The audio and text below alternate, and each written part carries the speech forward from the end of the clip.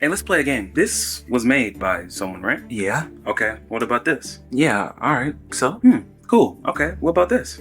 that's created too. It has a purpose to wipe my stinky cheeks. Where are you going with? Now, what created that? I don't know, God. I mean, nothing. Or no, evolution. But how does that follow logically? Is evolution itself intelligent enough to create humans all by itself? I mean, it's a highly complex process that takes years and years of time. I didn't ask that. Is the process itself intelligent? Well, yeah, I guess so. I don't know. So you never questioned and been skeptical of a random process somehow deciding to miraculously start creating you accurately and purposefully. That's a paradox, and almost sounds like you are personifying nature, like it's making these decisions consciously with order and design. It almost sounds like you believe in a God. What?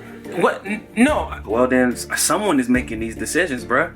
Any way you look at it, you're trying to scientifically explain to me that you're just an over-evolved Pokemon with no designer. That's reasonably worse than God by logic itself and common sense alone. Simply explaining how something works does not explain its origins or purpose. My heart, okay, that's true, okay, you're right. I'll say as an atheist, the burden is on the one making the claim is a common phrase we hear. And while it is true that if you are asserting something is true, you have to fulfill a burden to prove it to be true. That is not the only thing the burden of proof applies to. Short answer is, it applies to everyone in every situation. The point is, we all owe a level of justification for our position, even if the position is that we simply lack belief. This worries many atheists as they think the burden of proof means you have to definitely prove your position. They also conflate holding a belief with making a claim, which is why they hide behind the lack of belief, assuming that it is free of the burden. This is also wrong. Remember, the burden of proof is just justifying your position, whatever the position may be. That is the only burden. So you don't have to prove there is no God. Just justify why you don't believe one exists.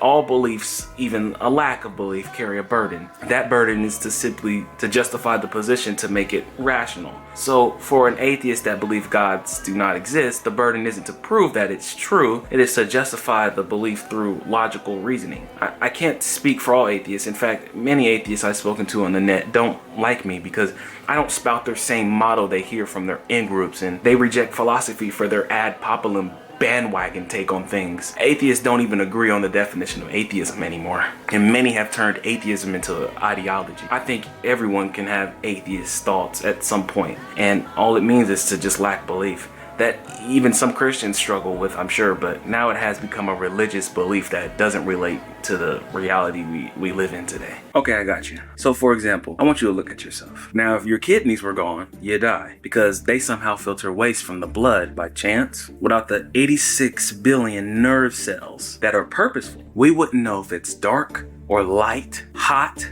or cold. We wouldn't be able to touch anything or feel if someone is touching us. We wouldn't be able to smell or taste anything. And we would have no idea that we have an upset stomach or that we have cut ourselves. You wouldn't feel pain. Every time you talk to me, your lungs exchange oxygen and carbon dioxide. That's the nervous system. But isn't a system a set of things working together as part of a mechanism or a interconnecting network? By definition, and you don't see anything intelligently designed about that, bro. You can look at a wooden chair as something as complex and made by someone, but not you. What the f are you talking about? Now, how does that follow logically? Your chest should be hot when I say this, because who are you and how did you get here? You looking around saying, where's my evidence? When the best evidence that's undeniable is you. But because you don't value yourself, you can't see it. But God sees the value in you that no one else does or can. And it's not based on what you can do for him. In fact, he says nothing of your works can please him. He loves you because he simply created you and you exist. I see, but it just doesn't make sense to me. A lot of things don't make sense in life. It doesn't mean it's not true.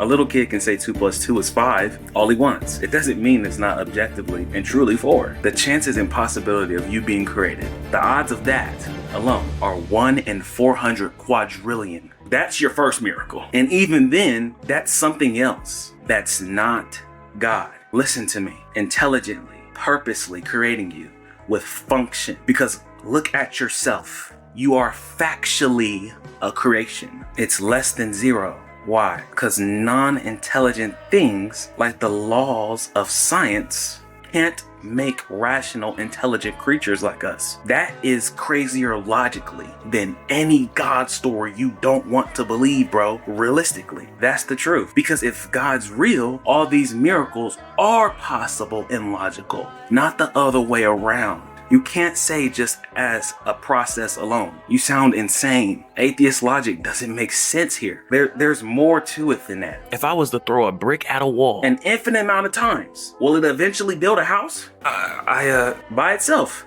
as a process alone, an infinite amount of chances. yeah, maybe. I don't know.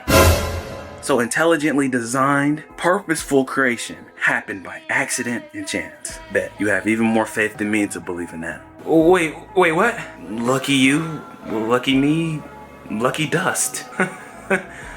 Right? Well, no, someone logically with a mind had to begin building the house and start creating it. That's true. That is a design, a miracle even, and I took it for granted. Bro, wait, I think you're right. Atheism can't be right. It can't be the answer. I see it now. There must be a God, even based off logic, but I'm not sure it's the Christian God. I have questions about it. Fine with me.